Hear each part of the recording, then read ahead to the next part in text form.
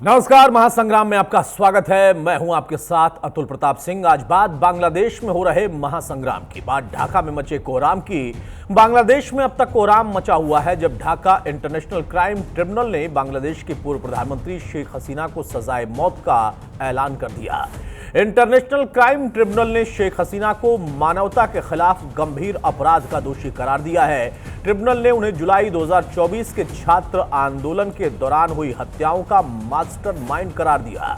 छात्रों की हत्याओं का उन्हें दोषी माना गया और उसके बाद ढाका की सड़कों पर बवाल शुरू होना लाजमी था। अवामी लीग और सुरक्षा बलों के बीच में कई जगहों पर झड़प और तीखी झड़प हुई।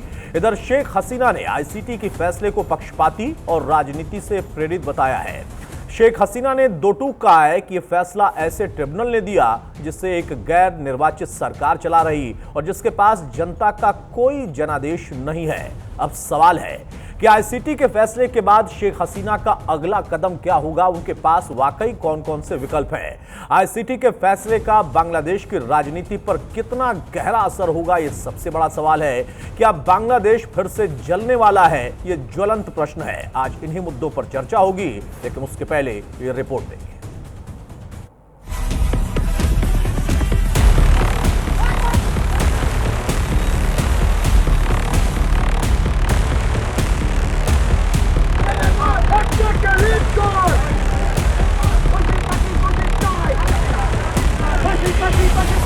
हिंसा, हंगामा, आगजनी, बवाल और शेख हसीना समर्थकों में उबाल के बीच ढाका की इंटरनेशनल क्राइम ट्रिब्यूनल ने बांग्लादेश की पूर्व प्रधानमंत्री शेख हसीना को फांसी की सजा देने का ऐलान कर लिया है।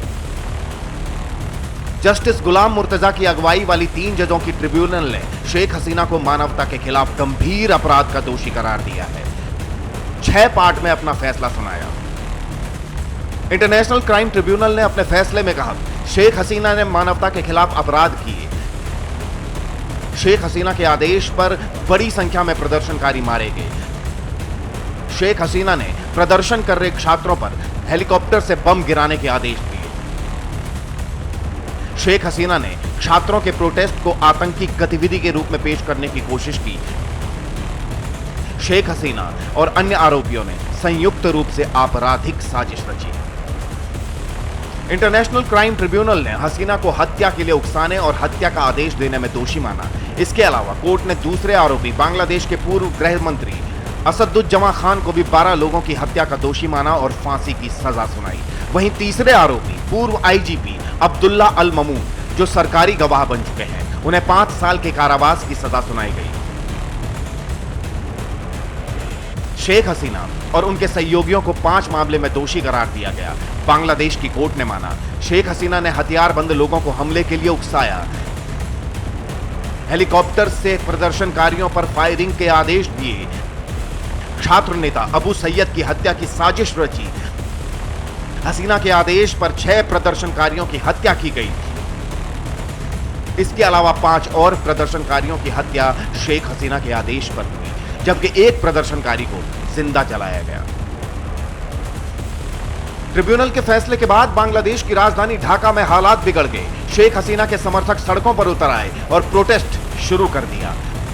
ढाका में सुरक्षा बल और हसीना समर्थकों में कई जगहों पर टकराव देखा गया और इस बीच कोर्ट के फैसले पर शेख हसीना का बयान आया। हसीना बोली,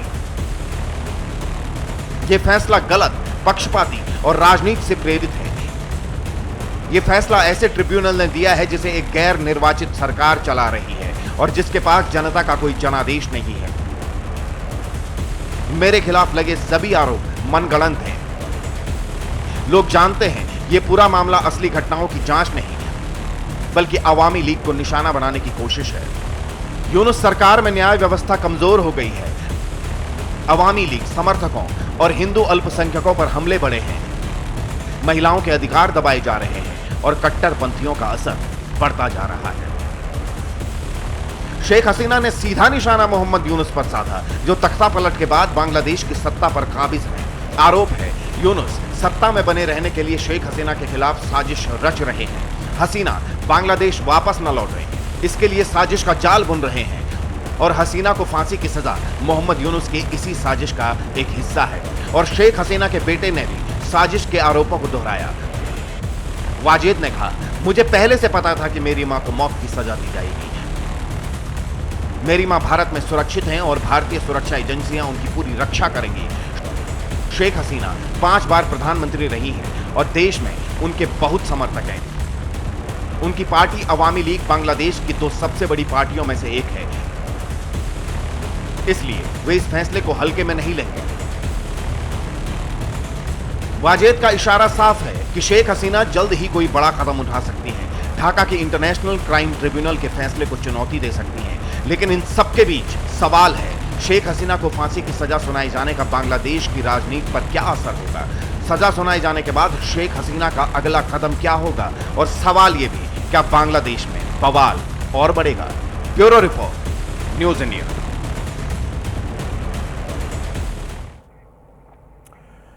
तो बांग्लादेश में महासंग्राम होना तय है, लेकिन सवाल इस बात का है कि अब आगे शेख हसीना क्या करेंगी, उनके पास क्या क्या विकल्प हैं और क्या अपील कहीं वो कर सकती हैं, कंसीडर क्या होगा। हमारे साथ कुछ खास मेहमानों से मैं आपको तारुफ कराता हूं, चर्चा में आगे बढ़ते हैं। मेजर जनरल रिटायर्ड जीजी द्विवेदी हमारे साथ हैं, डिफेंस एक्सपर्ट हैं, बहुत स्वागत है सर आपका। सुरेश गोयल हैं, पूर्व राजनयिक, हमारे साथ, बहुत स्वागत है गोयल साहब आपका। रोविंदर सचदेव हैं, विदेश मामलों के जानकार हमारे साथ, बहुत स्वागत है रोविंदर सर आपका। शोएब चौधरी हैं, बांग्लादेशी पत्रकार, बहुत स्वागत है शोएब चक्रवर्ती आपका। और मौमिता चक्रवर्ती हैं, राजनीतिक विश्लेषक, हमारे साथ, बहुत स्वागत है मौमिता आपका भी। सबसे पहले शोएब जी, शुरुआत में आपसे कर रहा हूं, अब बांग्लादेश का क्या होगा, एक सवाल, और शेख हसीना के पास क्या विकल्प हैं, दूसरा सवाल। बहुत बहुत धन्यवाद अतुल प्रताप जी। देखिए, आज की जो फैसला हुआ, ये एक इलीगल रेजिम के एक बोगस कोर्ट में, और ऐसे ही 1971 की 4 दिसंबर में पाकिस्तानी आर्मी ने बंगबंधु को फांसी की सजा दिया था और उनके कब्र भी खोल ली थी। मगर 12 दिन में बांग्लादेश स्वाधीन हो गई। बांग्लादेश में अभी बंगाली के हाथ में बांग्लादेश है नहीं, 18 करोड़ बंगाली के हाथ में बांग्लादेश है नहीं। बांग्लादेश को कब्जा किया है पाकिस्तानी ISI और इसके जितने नाजायज बच्चे हैं और इसके जितने कठपुतली हैं, सब मिल के। यूनुस बांग्लादेशी है नहीं, ये बांग्लादेश में आए हैं लूटने के लिए। आपने जैसे बताया थे कि जहाँ एक तरफ से ये राय हो रहा था, दूसरी तरफ कोई छात्र लोग गए थे बंगबंधु की प्राइवेट प्रॉपर्टी को, मकान को फिर से प्लेग्राउंड बनाने के लिए, और उसने उससे लॉ इन्फोर्समेंट एजेंसी के साथ और आर्मी के साथ क्या किया आप देख रहे हैं वीडियो में। दूसरी तरफ पूरी जाति को इस संघर्ष में पुश करने के बाद यूनुस चुपचाप से बांग्लादेश की और एक पोर्ट डेनिश कंपनी को दे दी। यूनुस बांग्लादेश की नियो ईस्ट इंडिया कंपनी है, लुटेरा है। मैंने बार बार कहता रहा कि यूनुस अलीबाबा और 40 स्टोर मिलके बांग्लादेश को लूट रहा है। मगर ये सब जो सजा सुनाई दिया, ये 1973 में ये आईसीसी बना था पाकिस्तानी कोलैबोरेटर्स को सजा देने के लिए या ट्राई करने के लिए। अभी इसी कोर्ट को बंगाली के खिलाफ यूनुस ने लगा दी। तो ये बंगाली के साथ पाकिस्तान के ऐलान जंग है और बंगाली कभी हारेगा नहीं। बंगाली रॉयल बंगाल टाइगर की जात है। 71 में बंगाली पाकिस्तानी को लात मार के निकाला था, फिर से पाकिस्तानी को, यूनुस को और जितने पाकिस्तान के नाजायज बच्चे देश पे सब को हम लोग निकालेंगे। ये अवामी लीग की बात मैं नहीं कर रहा हूँ, मैं अवामी लीग नहीं हूँ, मैं बात करो बंगाली के। 18 करोड़ बंगाली के देश है बांग्लादेश। ये कोई यूनुस के देश है नहीं, ये कोई पाकिस्तानी के देश है नहीं। पाकिस्तान ने ऐलान जंग की, अच्छा किया, अभी नतीजा देखेगा। मैं फिर एक बात सिर्फ कहना चाहता हूँ आपको और सारे पैनलिस्ट को, आज से यूनुस की उल्टी गिनती शुरू हो गई। उल्टी गिनती शुरू हो गई है यूनुस की, बड़ी बात आप शोएब जी कह रहे हैं। जनरल द्विवेदी साहब, मैं आपसे जानना चाहूंगा, इस पूरे मामले को अगर हम ग्लोबली देखें और समझें तो ये तो एक वही बात हो गई कि आपका आरोप, आपका मुकदमा, आपकी कोर्ट और फैसला आपका, लेकिन बंगाल की आवाज क्या है और फिर इसमें ग्लोबल आवाज क्या उठेगी? देखो अतुल, सबसे पहले तो मेरा बांग्लादेश के साथ बहुत गहरा ताल्लुकात हैं, क्योंकि मैं 71 की लड़ाई में लड़ा जी। और जब इस देश का जन्म हुआ तो मेरा भी थोड़ा उसमें योगदान है। और मेरी बटालियन के 22 लोगों ने अपनी जान कुर्बान की और भारत ने तकरीबन 3000 अपने सपूत खोए ताकि बांग्लादेश एक नई सुबह की आराम कर सके। तो जो हालात अभी हैं वो कुछ हद तक 1971 से मिल रहे हैं, क्योंकि उस समय ये पाकिस्तान फौज थी।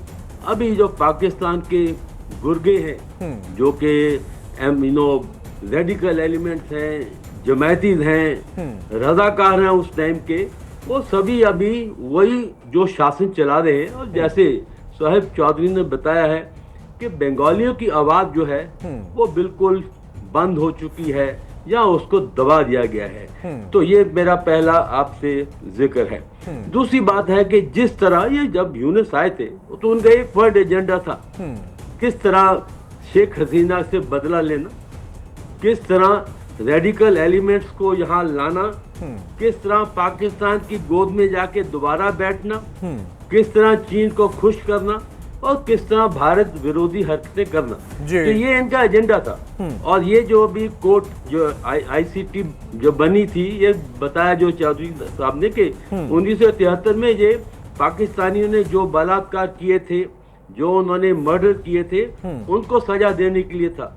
तो ये अभी हथियार वो उल्टा ही अपने ही देश के पूर्व प्रधानमंत्री की तरफ उन्होंने मोड़ दिया है। तो मैं इसमें 3-4 बातें बताना चाहता हूँ। सबसे पहले ये जो आईसीटी की जो ट्रायल हुई है ये बेबुनियाद है, इसमें कोई लीगैलिटी नहीं है। ये कैंगरू कोर्ट था और पहले से ही तय था कि उनको सजाए मौत देनी है, पहली बात। दूसरी बात है कि इसका दूसरा मुद्दा है कि बांग्लादेश में और भी विभाजन लाना और इसको जैसे पाकिस्तान चाहता है, जैसे चीन चाहता है, इसको एक इस्लामिक देश बनाना है। तो दूसरी बात है। और तीसरी बात है कि किस तरह मोहम्मद यूनुस अपना एजेंडा तय कर रहे हैं। वो चाहते हैं कि वो सत्ता में बने रहें और उनकी यही कोशिश है कि वो बांग्लादेश को चलाएं और बांग्लादेश को एक इस्लामिक देश बनाएं। और चौथी मेरी बात है कि देखो, जो बंगाली हैं वो इसको कभी बर्दाश्त नहीं करेंगे। वो पूरी अपनी एक दोबारा जंग लड़ेंगे। मेरे ख्याल ये सेकंड वॉर ऑफ इंडिपेंडेंस होगी, जबकि ये जो जितने भी जमायती हैं, रेडिकल हैं, इनको भगाया जाएगा। और बांग्लादेश के जो बड़ी चीज आपने कही द्विवेदी सर कि बांग्लादेश के जन्म में न सिर्फ व्यक्तिगत तौर पर आपकी बटालियन का भूमिका रोल रहा है, उसके साथ साथ भारत का भी बांग्लादेश बनाने में अहम योगदान रहा है। बनाए उसके अस्तित्व ऐसे ही आया और अब वो अपनी आजादी की या अपने लिए एक और नई लड़ाई लड़ने के लिए तैयार होगा। एक बड़ी खबर का हम रुख करेंगे, उसके बाद बाकी मेहमानों के पास में जाऊंगा। आवामी लीग ने बांग्लादेश बंद का ऐलान कर दिया है, कॉल कर ली गई है बंद की। हसीना की पार्टी ने कल बांग्लादेश बंद बुला लिया है।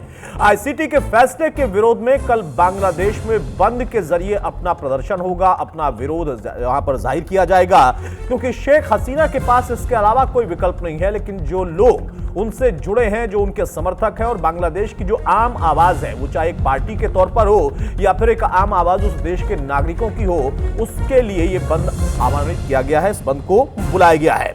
रविंदर सर, जो बात यहां पर कह रहे थे जनरल द्विवेदी, अब यहां पर इसको हम इंटरनेशनल अफेयर्स के हिसाब से देखें तो कई ऐसी चीजें हैं जिसमें सीधा इंटरवेंशन नहीं हो सकता।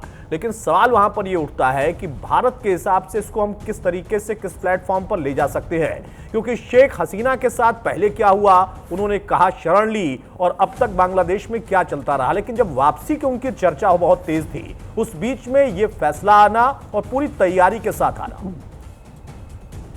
Thank you very much. I think Bharat के लिए डेफिनेटली ये कि डिप्लोमेटिक हल्की फुल्की या काफी सीरियस भी चुनौती है, बट बॉटम लाइन है इंडिया इसको वापस तो इनको भेजना नहीं है। हाँ, बांग्लादेश और भारत के बीच में एक बायलैटरल एक्स्ट्राडिशन ट्रीटी है, जिसमें कि एक दूसरे देश में अगर कोई ऐसे हो जिनका क्राइम उस देश में भी माना जाए और इस देश में भी, जिस भी देश में हो, उस केस में एक्स्ट्राडाइट किया जा सकता है। हालांकि बांग्लादेश की सरकार ने अभी इस जजमेंट से पहले आई थिंक 2 बार हमारी सरकार को लिख चुकी है इनको एक्स्ट्राडाइट करने को, जिसका इंडिया ने उस पर कोई स्टेप नहीं उठाया। तो अभी भी जो आएगा इनकी तरफ से हम स्टेप नहीं उठाएंगे। इसमें हम कुछ टेक्निकलिटीज भी निकाल सकते हैं, क्योंकि इस ट्रीटी में यह है कि जो क्राइम उनको, जिस क्राइम के लिए एक्स्ट्राडिशन मांगी जा रही है, वो दोनों देशों में उस बात को क्राइम माना जाना चाहिए। अब इंडिया ये सोच सकती है, कह सकती है कि शेख हसीना ने जो करा अपने देश में उस समय लॉ एंड ऑर्डर को मेंटेन करने के लिए करा, तो हमारे हिसाब से वो क्राइम नहीं है, तो ये ट्रीटी अप्लाई नहीं होती। अगर हम उस तू मैं में भी जाना चाहें तो इंडिया तो I think more less absolutely clear, I think India extradition नहीं करेगी। बट ये बांग्लादेश के अंदर ये काफी अभी जैसे आ रहा है टर्मोइल, कयास, आने वाले वक्त में वायलेंस भी दिखता है। जहां तक रही बात ये आईसीटी कोर्ट की, देखिए इसमें या श्योर हम कहेंगे कंगारू कोर्ट और है भी इन अ सेंस, बट बांग्लादेश की सरकार तो अपने अवाम को दिखा रही है ना, और यूनुस सरकार और जो स्टूडेंट लीडर्स आए वो दिखा रहे हैं कि देखो हमने जस्टिस की तरफ तेजी से चले हैं। शेख हसीना को हमारी मांग थी, इसने जो करा इसकी डेथ पेनल्टी होनी चाहिए, इस कोर्ट ने कर दिया। ये जो कोर्ट है इसको शेख हसीना ने ही खुद एक्चुअली 2010 या 12 में रिवाइव करा था, इम्प्लीमेंट करा था ट्राइब्यूनल को, और इसके अंतर्गत इन्होंने काफियों को अरेस्ट भी किया और डेथ सेंटेंस भी दिया और एग्जीक्यूशन भी हुई। आई थिंक करीब 6 लोगों को मौत की सजा हुई थी। जब यूनुस आए तो इन्होंने इस कोर्ट के ये 3 बेंच का है मेरे हिसाब से, उन तीनों को हटा दिया, क्योंकि वो हसीना द्वारा अपॉइंटेड थे पहले। इन्होंने अपने हिसाब से अपने फेवर के जजेस अपॉइंट करे इस ट्राइब्यूनल में, और जो प्रोसिक्यूटर था वो भी सरकारी था, इन्होंने ही अपॉइंट किया। पर एक चीज है इसमें, इन्होंने जो एविडेंस विटनेस, अगर हम टेक्निकलिटीज में जाए, इन्होंने खींची है, क्योंकि 3 अक्यूज थे, शेख हसीना, इनका होम मिनिस्टर और आईजी ऑफ पुलिस। जो आईजी ऑफ पुलिस है वो अप्रूवर बन गया है इस केस में। बिल्कुल उसने सरकार को डिटेल्स दी हैं, जो भी अब अंदरूनी दी होंगी उसने, और उसके चलते उसको शायद केवल 5 साल की सजा मिली है, क्योंकि उसने सरकार का केस बनाने में सरकार की मदद करी। तो इन दैट सेंस कई चीजों में यस हो सकता है, जो कहा जा रहा है कोर्ट के द्वारा, वो चीजें शेख हसीना के माथे पर लगाई जा सकती हैं। ठीक है गोयल साहब, अब यहां पर सवाल ये उठता है कि जैसा कह रहे थे सचदेव साहब कि भारत कितना इसमें इंटरवीन करेगा और कितना बनता है इंटरवीन करना, लेकिन डिप्लोमेसी क्या कहती है, क्योंकि हमारा पड़ोसी मुल्क जिसके अस्तित्व में हमारी बड़ी भूमिका, और अब वहां पर एक विचारधारा जो कि इस वक्त हमारी सत्ताधारी दल भी जो है और जो आमतौर एक विचारधारा होती है, उन दोनों के विपरीत है, और उस मुल्क को अपनी विचारधारा से वो चलाना चाहते हैं, स्टैब्लिश करना चाहते हैं, जिसके पीछे कई और मुल्क भी हैं, कई और एजेंसियां भी हैं। तो मुश्किल भारत के लिए भी है, सिर्फ सरहद पर ही नहीं, बल्कि इस पूरे सिनेरियो को अगर हम देखें, शेख हसीना पर आरोप तय हो जाना, बांग्लादेश का जल उठना, या फिर वहां पर अराजकता बढ़ना। देखिए 2-3 चीजें मैं कहूंगा यहाँ पर। बात यहाँ पर डिप्लोमेसी की नहीं है, डिप्लोमेसी वहां पर चलती है जहां पर कि 2 साइड्स के बीच में कुछ तो कॉमन ग्राउंड होना चाहिए ना।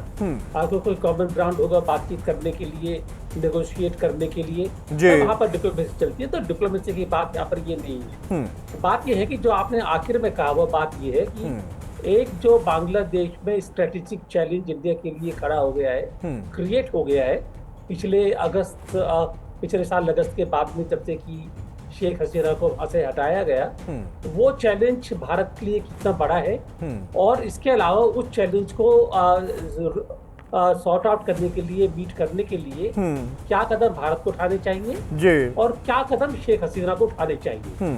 तो इस सिलसिले में 2 एक बातें। पहली बात तो ये कि जब बांग्लादेश की इंटरनल सिचुएशन है वो ऐसी है कि अभी मोहम्मद यूनुस की जो सरकार चल रही है, सरकार नहीं है, वो बोलते हैं कि सीईओ है, जो मोहम्मद यूनुस का एडमिनिस्ट्रेशन चल रहा है, वो एडमिनिस्ट्रेशन जो आया वहां पर किसके इशारे पर आया, और उसके आने के बाद से क्या उनके एक्शन है। ज्यादातर एक्शन सजेस्ट ये करते हैं कि वहां पर एक पाकिस्तान को वापस इन्वॉल्व करने के लिए कदम उठाए जा रहे हैं। बिल्कुल एक तरह से हिस्टोरिकल रिविजनिज्म है ये, कि जो पाकिस्तान 1971 में गया था आफ्टर लिबरेशन वॉर, वही पाकिस्तान अब और किसी रास्ते से आईएसआई के वापस आना चाह रहा है वहां पर, और जो वापस आना चाह रहा है तो उसके वही इरादे लगते हैं जो पहले थे, खासतौर पर वफाक के खिलाफ और बांग्लादेश के नागरिकों के खिलाफ। एक तो बात ये है। दूसरी बात ये है कि इसके साथ साथ वहां पर शेख हसीना का क्या रवैया है और उनका क्या रुख रहेगा। देखिए, मेरे सामने शाह साहब बैठे हैं, सलाउद्दीन साहब। एक बात जो मेरे को पता लगी है, मैं काफी बांग्लादेशी से बातचीत करता रहता हूँ, बातचीत हुई भी है, तो हालांकि ये बात सही है कि यहाँ के बांग्लादेश के लोग ये जो आजकल का एडमिनिस्ट्रेशन से उससे कुछ नहीं है। वो देख रहे हैं कि काफी वहां पर जो हो रहा है वो 71 की तरफ वापस जा रहा है। इसके साथ साथ इस बात में कोई एग्री करते हैं कि शेख हसीना ने कहीं कहीं जातियां की है। जो जातियां की है उसको किस तरह से ठीक किया जाए, ये भी एक जरूरी चीज है। तो दोनों चीजें हैं कि शेख हसीना, इनके दोनों पहलू हैं। आप दोनों पहलुओं का जिक्र कर रहे हैं कि एक तरफ सिर्फ जातियां, मेरी बातों नहीं पूरा होने दे रहे। हाँ सर, बोले बोले, please sir, please sir, please sir. हाँ हाँ हाँ। हाँ, तो वहां पर ये है कि जो शेख हसीना, उनके लिए सपोर्ट है, उनका रोल बड़ा है, आवामी लीग काफी बड़ा उनका रोल है, करती रही। इसके साथ साथ ये लंबा चलेगा क्योंकि क्लियर पॉलिटिकल सिचुएशन वहां पर नहीं है कि किसका रोल ज्यादा रहेगा। लेकिन इतना तय है कि मोहम्मद यूनुस के लिए ऑपोजिशन ये बढ़ती जाएगी, और अगर वो वहीं पर बने रहे तो ये जो झगड़े चल रहे हैं ये झगड़े आगे भी बढ़ते रहे, लंबा खींचेगा। आप ये कह रहे हैं कि विवाद लंबा खींच सकता है।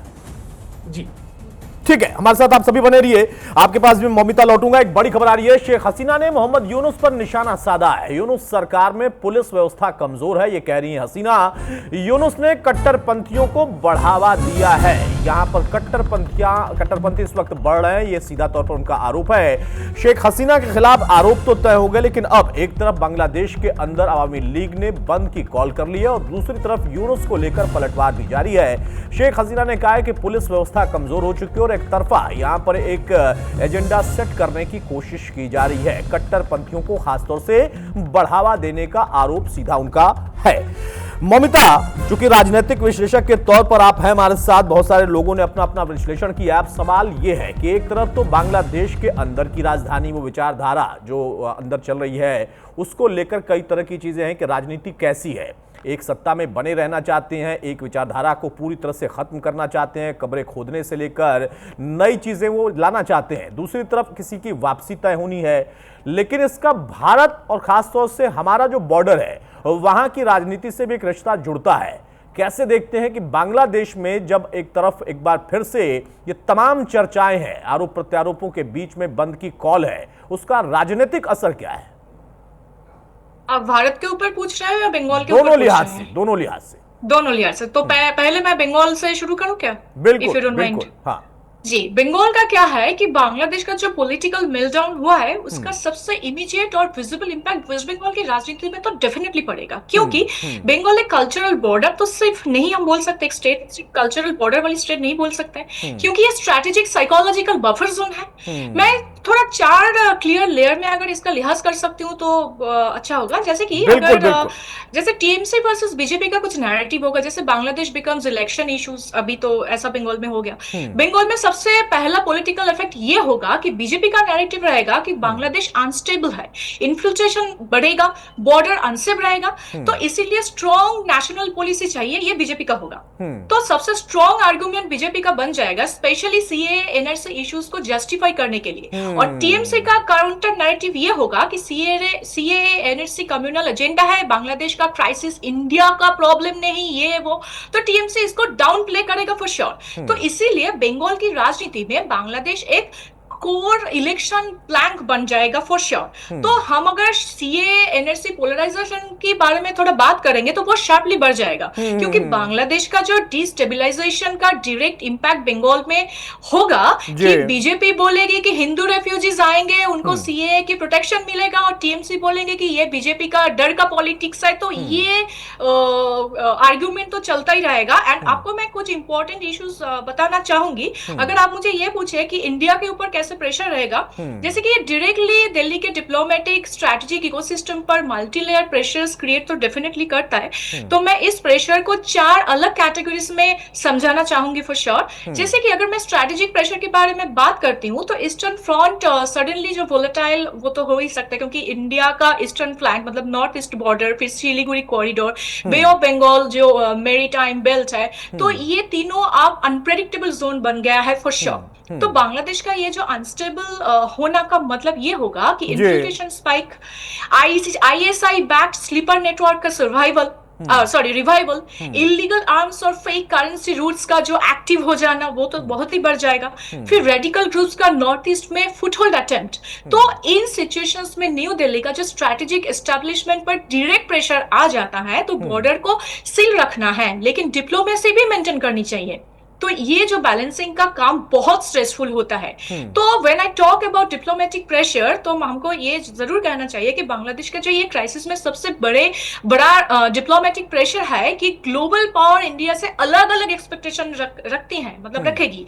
जैसे अमेरिका का क्या प्रेशर है आपको ये भी देखना होगा, you have to analyse that as well, right. तो यूएस चाहेगा कि इंडिया नए बांग्लादेश लीडरशिप के साथ प्रो वेस्ट अलाइनमेंट क्रिएट करे और उनका इंटरेस्ट चाइना कंटेनमेंट और बे ऑफ बंगाल का जो नेवल इन्फ्लुएंस है उसमें ज्यादा है। तो इंडिया पर प्रेशर ये होगा कि वो ओपनली हसीना के स्टांस से डिस्टेंस ले। और चाइना का जो प्रेशर है वो मैं बताना चाहूंगी, जैसे चाइना चाहेगा कि इंडिया बांग्लादेश में इन्फ्लुएंस ना जमाने पाए, तो वो जो मतलब चित्तोगंग और जो जगह है तो पोर्ट के थ्रू मतलब अपना जो फुटप्रिंट बदलाने की कोशिश करेगा। तो इंडिया का जो डिप्लोमेट्स पर ये प्रेशर होगा कि बांग्लादेश चाइनीज स्फीयर में स्लाइड ना कर जाए।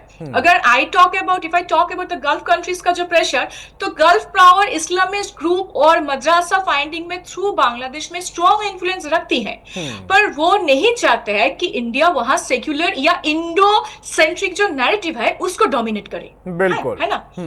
तो एक तरफ यूएस का प्रेशर, दूसरी तरफ चाइना का प्रेशर और तीसरी तरफ गल्फ का प्रेशर। तो ये इंडिया तीनों को हैंडल करना पड़ेगा, इंडिया को हैंडल भी करना पड़ेगा और उसमें अपनी स्ट्रेटजी के साथ आगे बढ़ना पड़ेगा, जो आप कह रही हैं, बहुत स्ट्रेटजी के साथ आगे बढ़ना पड़ेगा। आप फ्रंट पर हर समय नहीं आ सकते। और एक पॉइंट ऐड कर सकती हूँ 10 सेकंड से, प्लीज। और भी इंडिया मतलब वेस्ट बंगाल का पॉलिटिक्स और भी ज्यादा बहुत बड़ी प्रॉब्लम है, जो जैसे भी बता रहे थे इन्फिल्ट्रेशन। अभी यहाँ पे जो फेंसिंग मतलब वेस्ट बंगाल एक ऐसा जगह है ना, वहां पे आप हर जगह फेंसिंग नहीं क्रिएट कर सकते। जैसे कि सुंदरबन बोलकर जो एरिया है वो कंप्लीटली रिवर बेस्ड एरिया, तो you can not just make the fencing on the river, right. तो वहां पे आप फेंसिंग नहीं बना सकते।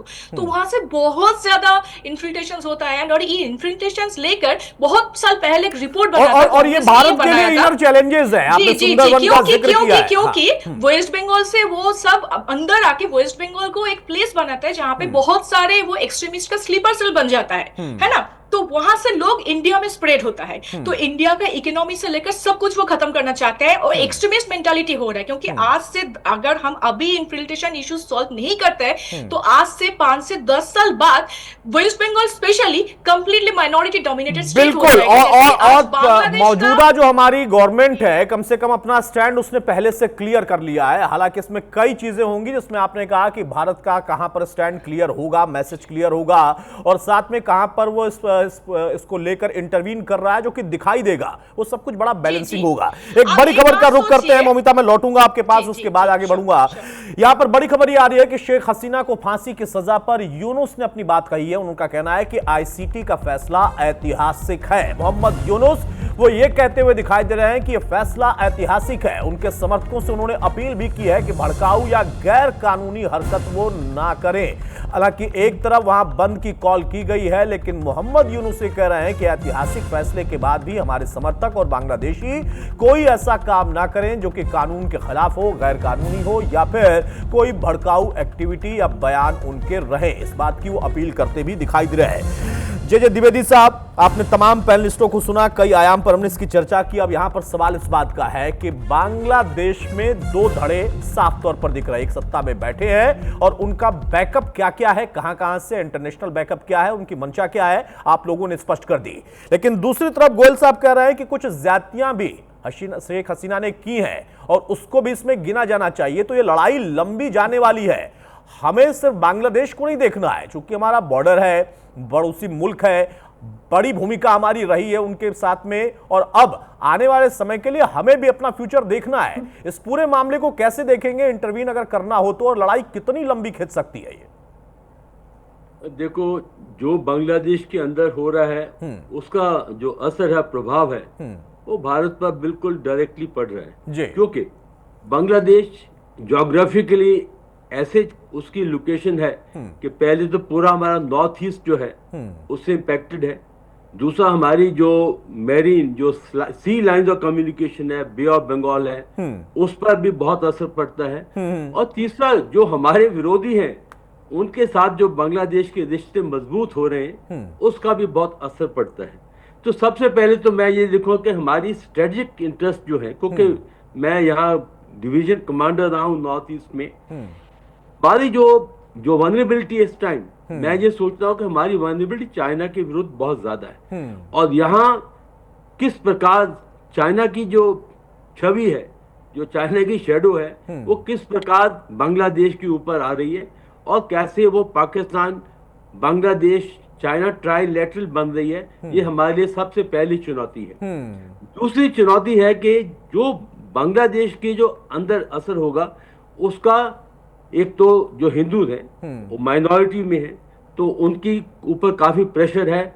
बहुत सी अभी जो रिफ्यूजीज आएंगे, एक वो प्रेशर बनेगा। दूसरा, जो आईएसआई है और बांग्लादेश की जो एजेंसीज हैं जो कि भारत के विरोध है, तो उनको बहुत ही एक बढ़ावा मिलेगा जिससे हमारे नॉर्थ ईस्ट को अनस्टेबल हो सकते हैं। और तीसरी जो बात, जो बहुत ही अहम बात है, कि जिस प्रकार चाइना ने यहाँ तकरीबन 20 अरब डॉलर की उन्होंने लागत लगाई है, चिटागोंग पोर्ट को वो बना रहे हैं, और वो जो वहाँ की आइलैंड्स हैं उस पर भी अपनी वो सर्वेलेंस बना रहे हैं। तो यानी कि हमारी जो बिल्कुल चाइना का बॉर्डर जो है वो दो तरफ से बन रहा है, एक तो अरुणाचल प्रदेश और सिलीगुड़ी कॉरिडोर, और एक अंदर से दबाव पड़ेगा वो बांग्लादेश की तरफ। तीसरी बात, जो अहम बात है, कि जो अंदरूनी हालात हैं ये बिगड़ेंगे, क्योंकि इसमें कोई दो पहलू जो है, इनमें कोई कॉमनैलिटी नहीं है। और यूनिस का भी यही होगा कि किसी न किसी तरह अवामी लीग को दबाया जाए, और ताकि अवामी लीग तकरीबन खत्म हो जाए, और साथ ही साथ हिंदूज के ऊपर बहुत प्रेशर आएगा। तो मैं इसमें तीन बातें स्पष्ट करना चाहता हूँ। सबसे पहले, भारत को अपना नेशनल सिक्योरिटी इंटरेस्ट देखना है, ये एक डिप्लोमेटिक बात नहीं है, हमारे लिए स्ट्रेटेजिक बात है। दूसरा, हमें जो इसके अंदर जो अवामी लीग की पोजीशन है, हमें उसके साथ खड़ा होना पड़ेगा, क्योंकि अगर अवामी लीग कमजोर हो जाती है तो बांग्लादेश पूरा इस्लामिक रेडिकलाइज नेशन बन जाएगा और हमारे लिए बहुत ही एक चुनौती बन जाएगी। और तीसरा, इंटरनेशनली हमें देखना है कि हम इंटरनेशनली एक ऐसा नैरेटिव बनाएं, जो नैरेटिव हो कि देखो जो बांग्लादेश में हो रहा है ये एक थर्ड पार्टी की जो इंटरवेंशन है, यानी कि पाकिस्तान और चाइना वो अनस्टेबलाइज कर रहे हैं, तो उसका भी हमें रोल इसके सामने लाना पड़ेगा। पर मैं इतना बताना चाहता हूं कि यहाँ हमारी नेशनल सिक्योरिटी जो है वो बहुत ही अहम है, हमें उस पर ध्यान देना पड़ेगा। बिल्कुल, हमें उस पर ध्यान देना होगा और स्ट्रेटजी के साथ ही उस पर आगे बढ़ना पड़ेगा। बिल्कुल, आपने 3 पॉइंट क्लियर कर दिया है। शोएब चौधरी साहब, आपने कह दिया कि आप लड़ाई लड़ेंगे, बांग्लादेश एक बार फिर से अपनी लड़ाई लड़ेगा, सेकंड वॉर तक आपने जिक्र कर दिया। अब सवाल यह है कि कुछ इंटरनेशनल उनका बैकअप है, कुछ फोर्सेस उनके साथ हैं, किस विचारधारा के साथ वो हैं, और वहां पर दो नेता एक सत्ता में बैठे हुए हैं, वो अपने समर्थकों से अपील कर रहे हैं कि अभी कोई गैर कानूनी काम ना हो, भड़काऊ काम ना करें, बयान न दें, और दूसरी तरफ शेख हसीना उनकी पार्टी के समर्थक हैं। लेकिन आम बांग्लादेशी किससे उम्मीद कर रहा है? वो लड़ाई लड़ने में सक्षम है क्या अभी? देखिए, पहले तो यूनुस की जो इंटरनेशनल सपोर्ट थे, ये वाज डिफरेंट। तो 25 अक्टूबर तुलसीकाबान ने डिक्लेयर कर दी कि अमेरिका ये जो रेजिम चेंज प्लॉट से अभी पीछे हट गई। दूसरी बात है कि यूनुस चाइना के साथ सीना लगा रहे हैं, जो अमेरिका को पसंद नहीं होगा। तीसरी बात है, मैंने जो कहा कि it capital punishment, death penalty, ये वेस्टर्न कंट्री से ये कॉन्डेमनेशन आएगा। चौथी जो बात है कि ये यूनुस के लोगों ने पहले हिंदू के ऊपर अत्याचार की, इस्कन के ऊपर अत्याचार की। अभी परसों इन्होंने अहमदीज के खिलाफ भी ऐलान जंग कर दी, जिहाद की ऐलान कर दी और कह रहे हैं कि अहमदियत को काफिर डिक्लेयर करना पड़ेगा। सो हिंदू, क्रिश्चियंस, इस्कन, अहमदीज, बंगाली सबके साथ अब जंग शुरू करके पाकिस्तान के जो प्लॉट को सक्सेसफुल करने की कोशिश कर रहे हैं। 71 में ही ये कामयाब नहीं हुआ। अभी बंगाली और भी जाके, और हमारे पॉपुलेशन भी 18 क्रॉस है। तो इस जमाने में ये सब चलता नहीं है। पाकिस्तान की जो हरकतें है, मैं फिर से कहता हूँ, यूनुस कुछ भी नहीं है।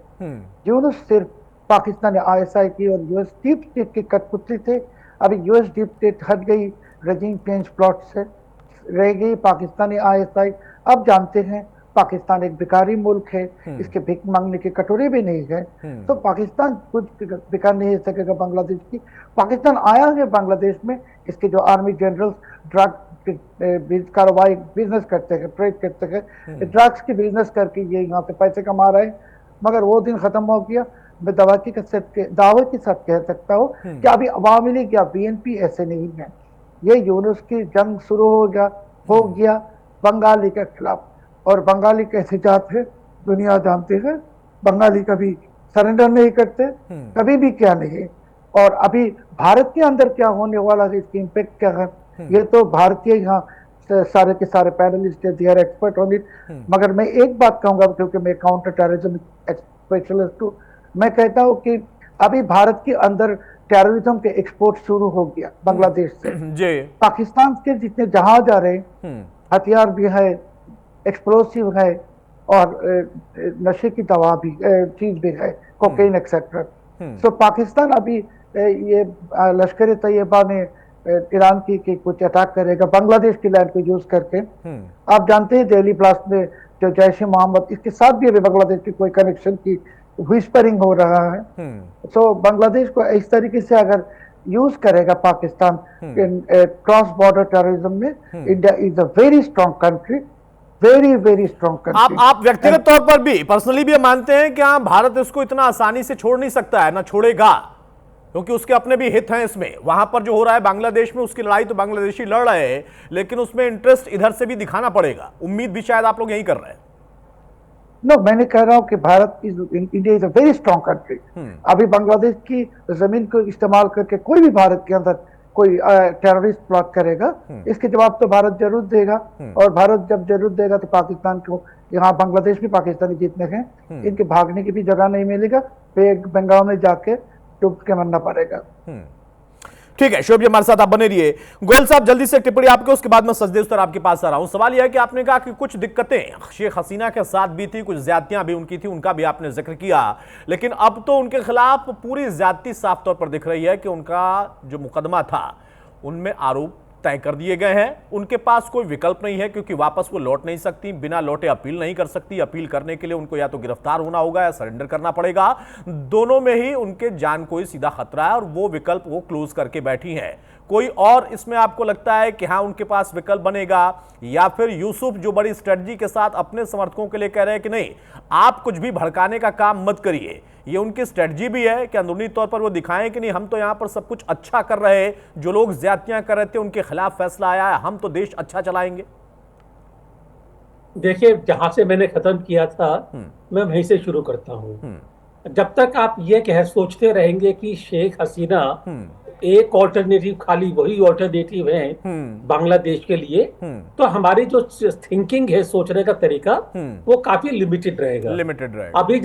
अभी जैसे सलाउद्दीन साहब ने कहा कि बांग्लादेश की पॉलिटिक्स बड़ी फ्लूइड है और बड़ी एक्टिव पॉलिटिक्स है, और इसमें हमको अभी जो दिख रहा है मोहम्मद यूनुस और शेख हसीना के बीच में ये तनाव बढ़ता जाएगा। जब तक हमारे पास और पॉलिटिकल जो फोर्सेस है वहां की बांग्लादेश, वो क्रिस्टलाइज नहीं होती है, तरह तरह के ऑल्टरनेटिव सामने नहीं आते हैं, तब तक ये तनाव बढ़ा रहेगा, चलता रहेगा। लेकिन मुझे जो लगता है कि धीरे धीरे करके इस पर टाइम लगेगा, बांग्लादेश में तरह तरह के अलग पॉलिटिकल फ्रंट आएंगे वापस, और जब अलग पॉलिटिकल फ्रंट आएंगे तब ये सोचा भी जाएगा कि और क्या ऑल्टरनेटिव हो सकता है।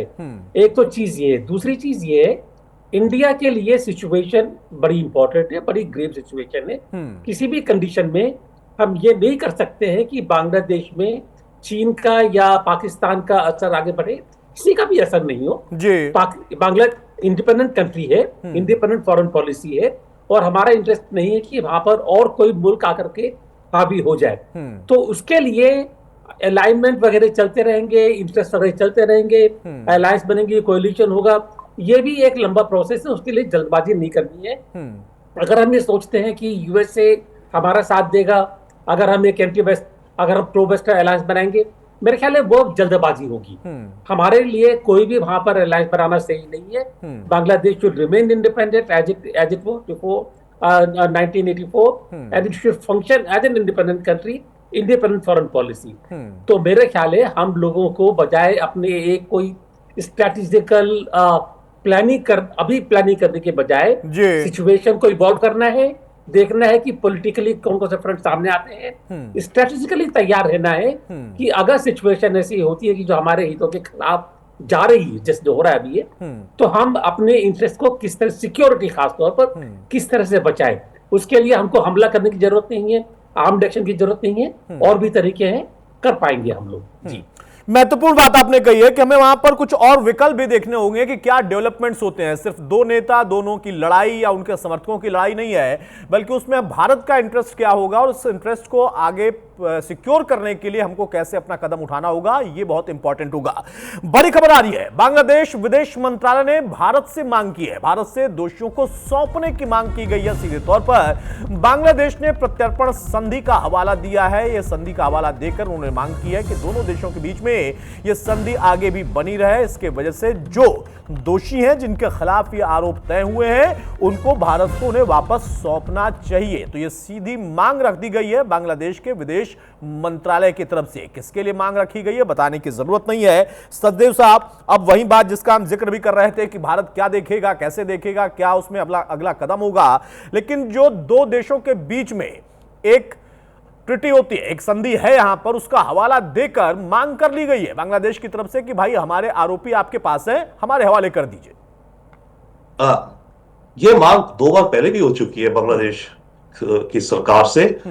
तब तो अक्यूज थे, पर अब तो कन्विक्ट हो गई है, राइट। अब तो मतलब कोर्ट ने एक डिसीजन ले लिया है, तो अब की बार जो इस ट्रीटी का वो दिया जा रहा है वो अलग है। But again at the same point, जैसे मैं कह रहा था कि इस ट्रीटी में कुछ प्रोविजंस हैं जिनको देख करके अगर भारत डिप्लोमेटिकली उस रास्ते से जवाब देना चाहे, उसमें यह भी एक है कि अगर हमें लगता है कि ये पॉलिटिकल वेंडेटा के कारण हो रहा है, तब भी हम स्टेप बैक कर सकते हैं। तो लेट अस सी इंडिया कैसे रिस्पॉन्ड करता है, बट बॉटम लाइन है इंडिया वापस तो भेजेगा नहीं, राइट।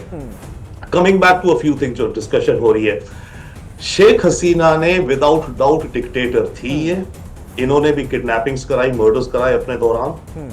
इनफैक्ट एंटी इंडिया जो सेंटीमेंट है बांग्लादेश में, उसका कुछ कारण यह है, बांग्लादेश के अंदर देखा जाता था कि भारत शेख हसीना को सपोर्ट कर रहा है और यहां शेख हसीना इस तरह की डिक्टेटरशिप चला रही है, राइट। एंड इनफैक्ट यही जो आईसीटी है जिसने आज ये जजमेंट दी है, ये 2012 में शेख हसीना ने शुरुआत कराई थी, और उसमें उन्होंने कुछ रेडिकल्स को डेथ सेंटेंस दी जिनको एग्जीक्यूट भी किया गया। उसमें अब वही रेडिकल तबके कहें या जो भी कहें, इस्लामिक तबके कहें, वही उनका ये कहना था कि शेख हसीना ने ये ट्राइब्यूनल इंडिया के प्रेशर के अंदर बनाया है और जिनको ये सजाए मौत दी गई है, ये इंडिया के कहने पर करा गया है। तो इंडिया के अगेंस्ट जो सेंटीमेंट है बांग्लादेश में मल्टीपल लेयर्स में है। एक और चीज जो भी बात हो रही है और वो है कि बांग्लादेश की आइडेंटिटी क्या है। जैसे हमारे बांग्लादेश के गेस्ट भी कह रहे थे, बंगाली, पहले था Bengali is the upper layer और मुस्लिम, ठीक है, बंगाली मुस्लिम है। अब वो रिवर्स हो रहा है कि हम पहले मुस्लिम हैं and Bengali is the is the sub layer of the identity in Bangladesh. वो बढ़ रहा है, और बाय द वे ये शेख हसीना के टाइम से बढ़ रहा है, बढ़ता जा रहा है। तो अगर हम स्टैंड अलोन होके देखें, ठीक है भाई, जो देश जिस रास्ते जाना चाहता है जाए, अगर वहां इस्लाम चाहते हैं इस्लाम हो, बट रेडिकल इस्लाम ऐसा ना हो जो कि हमारे खिलाफ हो। ठीक है, आप अपने देश के अंदर इस्लाम चाहते हैं, मेजॉरिटी करिए। आप शरिया चाहते हैं, हम शरिया लीजिए, मे बी हम कौन होते हैं।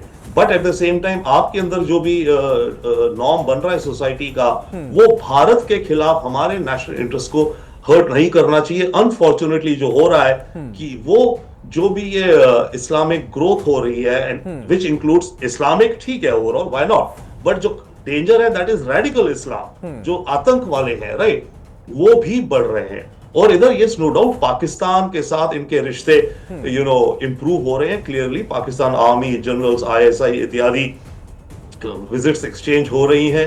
तो ये क्लियर कट इनकी फॉरेन पॉलिसी का अभी डिसीजन दिखता है, जो इंटरिम सरकार का ये यूनिस की है कि पाकिस्तान से अपने रिश्ते बढ़ाना चाहते हैं। तो हमारे लिए विदाउट डाउट ये एक चिंता एंड वरी का सिचुएशन है। बट एक चीज और, again internal Bangladesh politics, Bangladesh में जब एक प्राइम मिनिस्टर होती थी खालिदा जिया, वो शेख हसीना को हाउंड करती थी। इनके पार्टी को लोग किडनैप मर्डर्स की कहानी है। जब शेख हसीना आती थी तो अपनी ऑपोजिशन वाली को करती थी।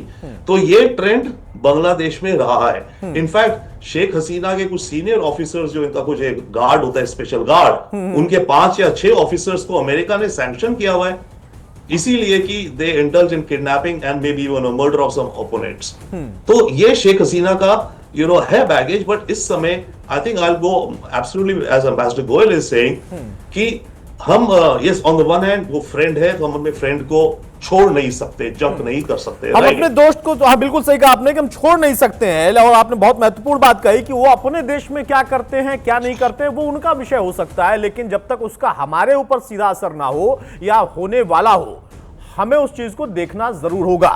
बहुत जल्दी से मौमिता, फाइनल कमेंट भी आपका चाहूंगा। जो बात तमाम पैनलिस्ट ने कही है, शेख हसीना का भी अपना एक पास्ट रहा है, बांग्लादेश में क्या अब तक हुआ वो सारी चीजें हैं, लेकिन अब इसमें जो फाइनल चीज निकल कर आ रही है वो ये है कि एक ऐसी विचारधारा वहां पर डेवलप हो रही है जिसको कम से कम भारत या कोई भी देश, खासतौर से भारत, वो नहीं चाहेगा कि हमारा पड़ोसी ऐसी विचारधारा के साथ हमारे साथ खड़ा रहे या वो हो। वो मुश्किल है हमारे लिए। आपने सुंदरवन जो कि बॉर्डर एरिया है, रिवर एरिया, उसका जिक्र किया, लेकिन अब तो दिल्ली तक में यही रेडिकल वाला मुद्दा बहुत चर्चा में है पिछले धमाकों के बाद से। तो हमारे लिए चैलेंजेस और बढ़ते हैं पॉलिटिकली भी। हमारे यहां पर भी विचारधारा देखिए कैसी चल रही है, जो लड़ाई है वो खुलकर सामने आ चुकी है।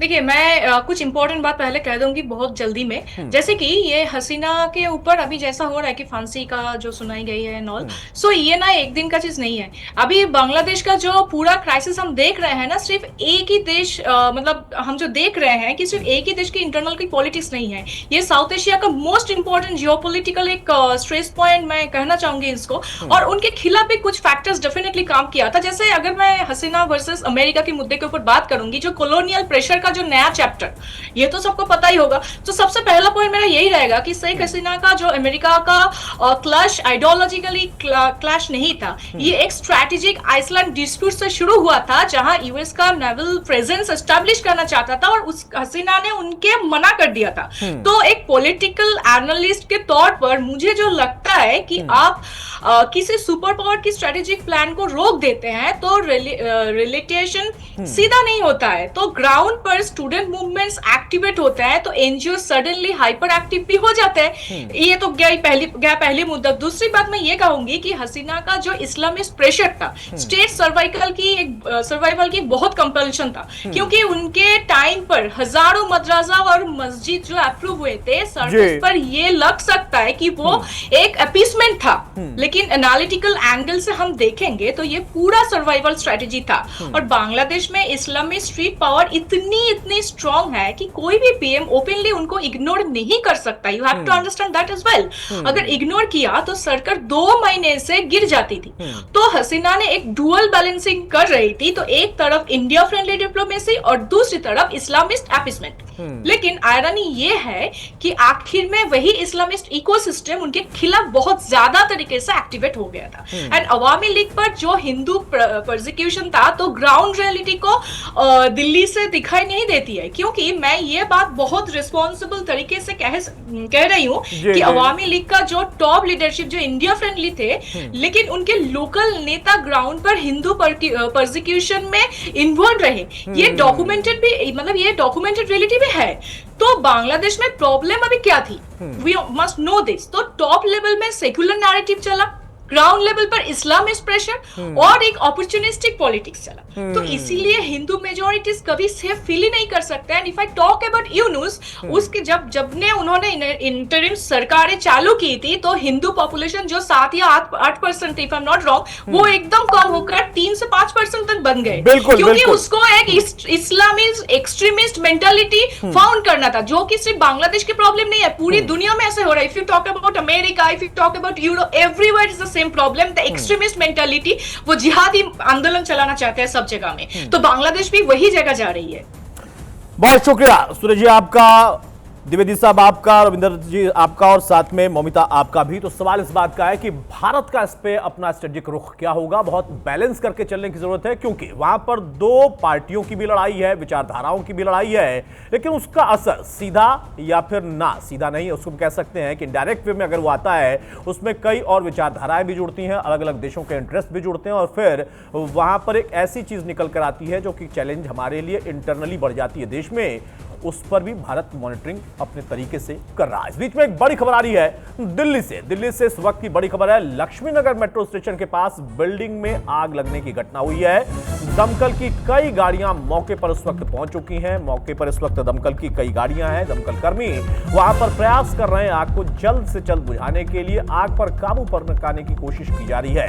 ये तस्वीरें भी आपको दिखा रहे हैं, लक्ष्मी नगर का इलाका है, काफी सघन इलाका है, और यहां पर अचानक से आग लगी। हालांकि कारण क्या है यह स्पष्ट नहीं है, लेकिन प्राथमिकता है कि जल्द से जल्द इस आग पर काबू पा लिया जाए। सूचना मिलते ही दमकल विभाग और दमकल विभाग के कर्मचारी वहां पर पहुंच गए, आग को बुझाने के प्रयास जारी है।